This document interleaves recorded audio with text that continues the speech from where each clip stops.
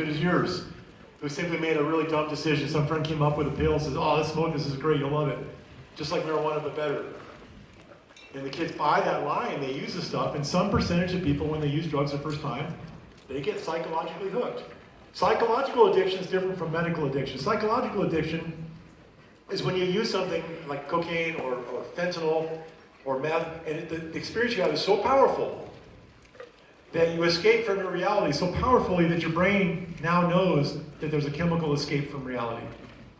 And if you start using drugs recreationally long enough, you actually change the chemical composition in your brain and you become chemically addicted, which I think is a lifelong condition. So really, RV High School had a lot to do with me getting into teaching, because those young people, when they're about to go to prison, lives are destroyed, suffering and addiction, knowing they're going to go into withdrawal.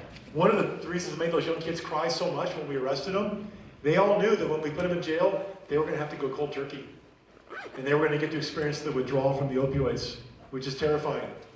And the other prisoners would actually assault them, because at night, these poor kids would moan and groan, suffering from withdrawal symptoms, and the other prisoners would physically assault them to get them to shut up. It's all ugly. But those young kids, when we would talk to them, I was very curious, like, why did you get started? Why did you do this to yourself? When did you start? And they would tell me the story. And then somewhere along the way, they'd all look at me and say, you know what, Rocky, I wish somebody would have warned me. I wish somebody would have told me how bad it was going to be, and I wouldn't have started. And I heard that so many times, and I'm looking at them and I'm thinking, man, I don't think you'd listen to me, right? And then I said, well, but what do I lose? What do I lose by trying? So, my goal really is pretty simple. I just want to change you all. That's all I want to do with this short assembly, is change you all in one very specific way. I want you all to understand the truth of what drug abuse will do to you and people you care about, in our country and our world. And that's what I know, because for 31 years I chased drug traffickers. And when you chase drug traffickers, you have to see what drugs do to people. DEA doesn't arrest drug users. But when you're chasing drug dealers, you have to see what happens to people. And it's ugly. It's all ugly. So I'm trying to share some of that with you, what I've lived, what other people have lived, so that you can avoid making those same mistakes. I always talk about Kiki Camarena, because Kiki was a DEA agent like me, working in Mexico in 1985. That's the year I was graduating from Francis Parker here in town. And Kiki was kidnapped by the drug traffickers and brutally tortured for days. When he passed out, they brought in a doctor to wake him back up so they could torture him some more. And finally, they murdered him. They orphaned his 3 kids. It traumatized the country. It started the whole Red Ribbon movement. And he's mostly been forgotten for that. But it also inspired me to think about doing the DEA as a career. And I show this picture of myself as a baby DEA agent. And yes, that's me, and it's sad to see we're getting what we'll do to you. But I put that picture in my presentations for a reason. Getting you guys to listen about this topic is not easy. Many people, many experts say that none of you are going to listen today. I don't agree with that. Your school doesn't agree with that. But I know some of you are going to be resistant. And some of you are looking at me thinking, that old man's got nothing to teach me. You think I'm so past any understanding of what might be going on in your reality. And you'd be mistaken. Because I don't know who you are, I don't know your families, I don't know your individual circumstances, how good or bad they might be. But I spent my entire adult life, now 32 years, seeing what drugs do to beautiful people just like you and your families and our world. And I know that very, very well. And I know that's what's waiting for you too if you go down this road. And statistically, I know that some of you are suffering from this. Some of you are suffering from drug abuse. I had a 14-year-old student come up to me after my last assembly crying, telling me she's on antipsychotic medicine at 14 because she smoked weed starting at 9 years old and it changed how her brain developed. It's real. I'm getting kids coming up to me after all my assemblies telling me how their parents abused them when they get angry or drunk or high. They tell me, one little 12-year-old girl came up to me after an assembly in Lemon Grove crying, beautiful little girl, about this tall. Came up to me crying, goes, Rocky, I've been clean from meth and coke for 7 months. 12 years old clean for 7 months. And she explained her mom was a heavy drug user, and at 10, the little girl started stealing it from her mom when her mom would pass out when she was high. This is the reality I'm living in. And you guys, many of you, unfortunately, probably think you're immune. Go to a beautiful school, a beautiful part of the world, and somehow some of you might be thinking that these bad things aren't going to happen to you. They only happen to dumb people or stupid people. Not true. Not true at all. I like many of the drug dealers I arrested. Honestly, many of the people I arrested, when I talked to them, I found them to be charming and intelligent, and they simply were people who had made really dumb, bad choices and changed their lives. So I'm going to rush through my information, hoping you will listen and learn. I did 8 years here in San Diego, working the border. I pretended to be, when I would go undercover to buy drugs, I would pretend to be a student from San Diego State University. I would meet with the drug dealers and say I was in a fraternity at San Diego State. And initially, when I started doing that, my other DEA friends would laugh at me and say, that's ridiculous. That's dumb. The drug traffickers aren't going to believe you. They're not going to sell you drugs. And they were wrong. Because when I would convince these drug dealers that I was a rich fraternity guy, they would sell me whatever I wanted. Because San Diego State back then and San Diego State now is famous for being a place where drug use is openly encouraged among the student body. Right? So after 8 years, I was sent to Bolivia in South America. I was trained in Spanish. I was prepared to go down there. Everybody told me I was going to Bolivia to help them solve their problem with cocaine. I got there and started doing this work. Did this for 6 years. The drug dealers don't make the drugs in the city where it's easy to find them. They make it out in the jungle where it's hard. So we would patrol the jungle looking for them. Sometimes the farmers would call us and say all the fish had died in a river or a lake. Like all of a sudden all the fish die and float to the surface. And that was a clue for us.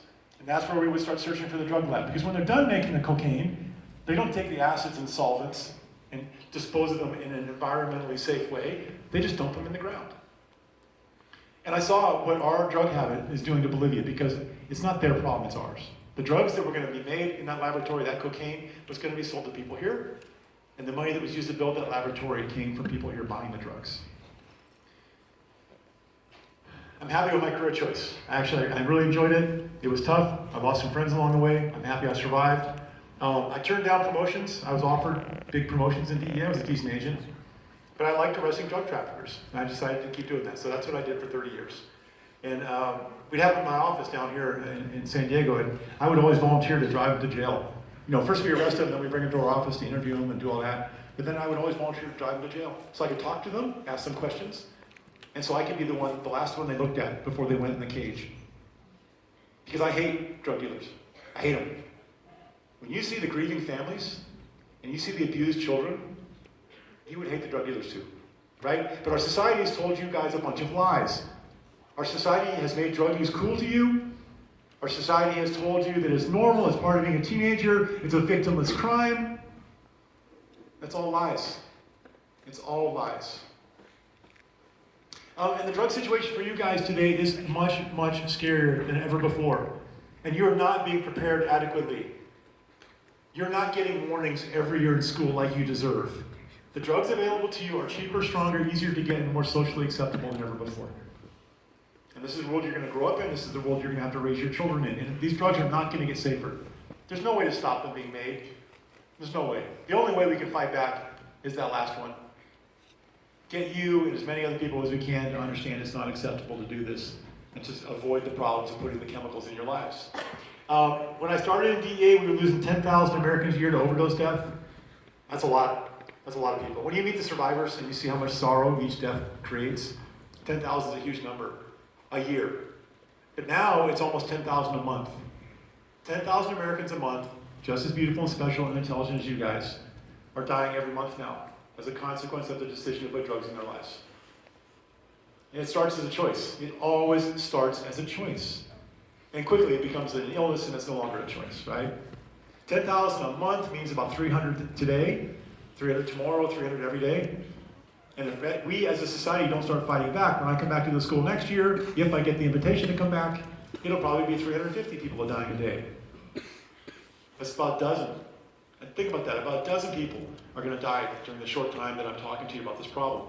In San Diego, we used to have about 300 people dying a year from drugs. Last year it was 1,200 and climbing. The medical examiner who has to do the autopsies for each of these overdose deaths can't keep up with the bodies.